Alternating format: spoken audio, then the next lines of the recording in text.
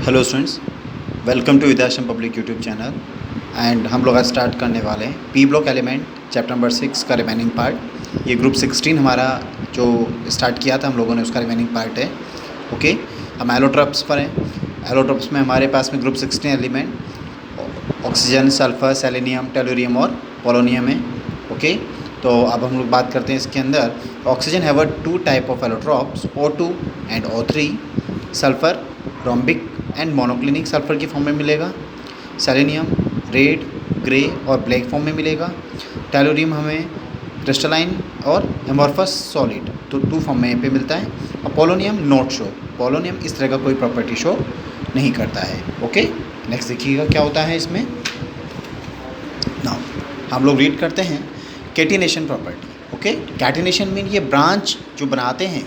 Okay, branch जो बनाने का इनके अंदर प्रॉपर्टी होता है, नेचर होता है, उसको हम लोग कैटिनेशन यहाँ पर बोलने वाले होते हैं। ठीक है, जैसे कार्बन हमारे पास है, इसका एग्जांपल कार्बन जो है वो उसके पास भी एक बहुत अच्छी इसी तरीके से कैटिनेशन प्रॉपर्टी मिलता है। ओके, और हमारे पास में यहाँ पर सल्फ़र है। Sulphur have also catenation property. Sulphur यहाँ पे किस फॉर्म में मिलेगा? H bond S bond S bond H की फॉर्म में मिलेगा। ओके, और इस तरीके से भी हमारा सल्फ़र यहाँ पे मिल सकता है। मल्टीपल बॉन्ड इसके अंदर है।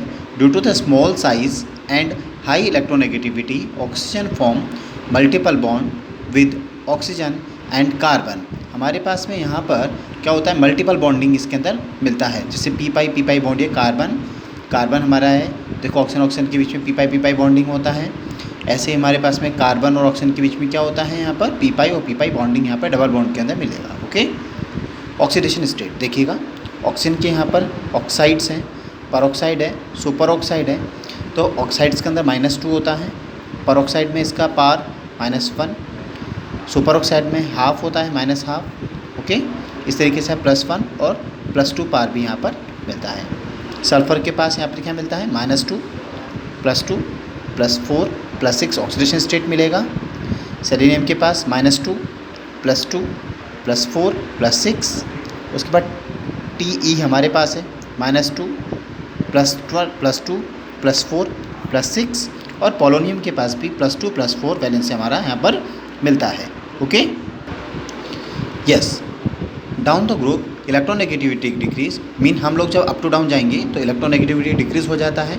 The tendency to show -2 oxidation state decrease, और -2 ऑक्सीडेशन स्टेट जो टेंडेंसी होता है इसका वो डिक्रीज हो जाएगा। Down the group the stability of +6 oxidation state decreases and stability of +4 oxidation state increase due to inert pair effect। इनमें क्या मिलता है, inert pair effect यहाँ पर स्टार्ट हो जाता है।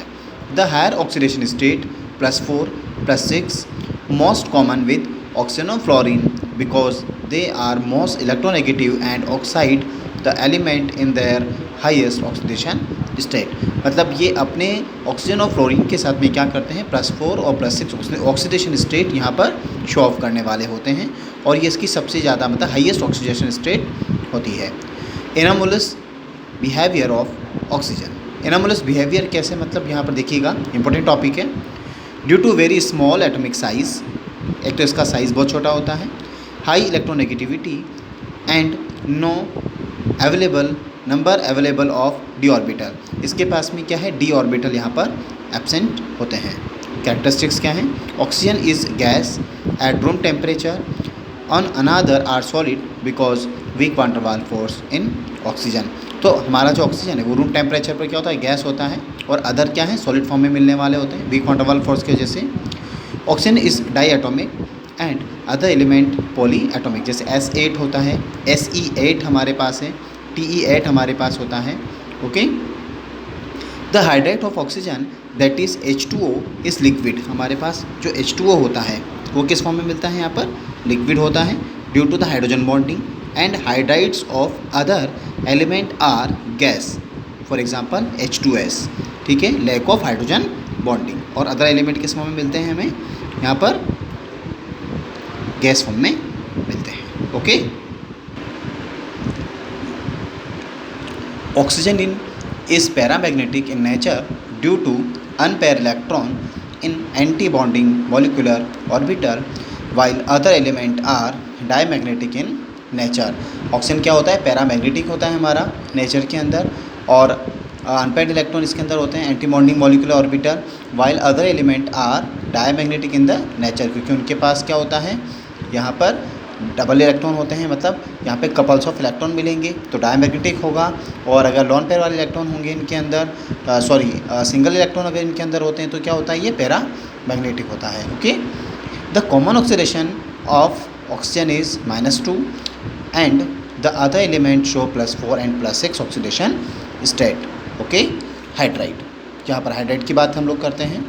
हाइड्राइड फॉर्मूला है इसका EH2 के फॉर्म में ये हमें मिलता है।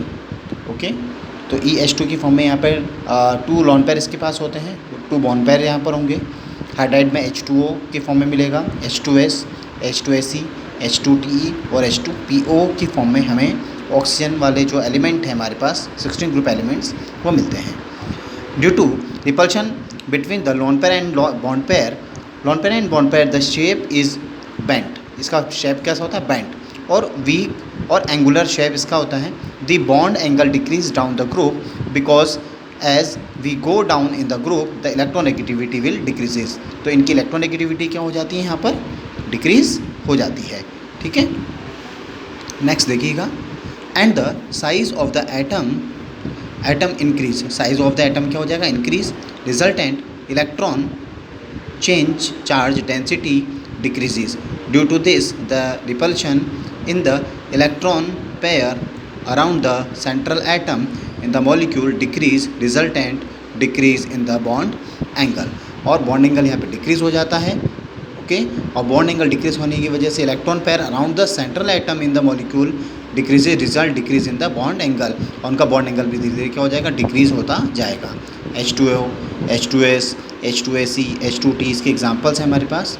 Electron due to the hydrogen bonding gas with the rotten egg smell, यहाँ पर इसका मिलता है H2S और H2Ac का, gas with the pungent smell H2S और H2Ac का हमें मिलेगा।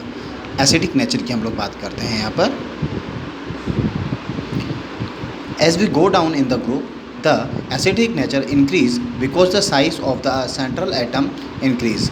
देखो, अगर हम लोग ग्रुप में कहाँ जाते हैं, अप टू डाउन जाते हैं, तो क्या होता है, in nature acidic nature increase, तो ऊपर से नीचे जाने पर, मतलब ग्रुप में अप टू डाउन जाने पर क्या होगा, एसिडिक नेचर इंक्रीज होता है, because the size of the central atom increase, क्योंकि उनका साइज क्या हो जाएगा, इंक्रीज हो जाएगा, resulting increase in the bond length क्या हो जाएगा, इंक्रीज हो जाएगा, and decrease in bond dissociation enthalpy, और बॉन्ड डिसोसिएशन एंथैल्पी क्या हो जाएगी, डिक्रीज हो जाती है। For example, enthalpy of E bond H. As the result, the bond cleavage on release of H plus ion becomes easier down the group. अगर उसका size जब इंक्रीज हो जाता है तो H प्लस आयन को डोनेट करना ईजी हो जाता है, सो उसका एसिडिक नेचर क्या हो जाएगा, इंक्रीज हो जाएगा। The acidic strength of water is extremely low, rather neutral is due to the presence of hydrogen bonding in the molecules, as a result of which the hydrogen atom get trapped in the hydrogen bonding। हमारे पास क्या होता है, acidic strength of water is extremely low, तो इसकी acidic strength जो होती है of water is extremely low, rather neutral too due to the presence of the hydrogen bonding, वजह से क्या हो जाती है, कम हो जाती है in the molecule, as a resultant of which the hydrogen atom get trapped in the hydrogen bonding, क्योंकि क्या होता है, हाइड्रोजन एटम वहाँ पर हाइड्रोजन बॉन्डिंग के उसके अंदर आ जाता है, इस वजह से इसका क्या होता है, एसिडिक स्ट्रेंथ कम हो जाती है। H2O, H2S, H2Ac, H2Te और H2PO में हमारे पास यहाँ पर हाइड्रोजन बॉन्ड होते हैं।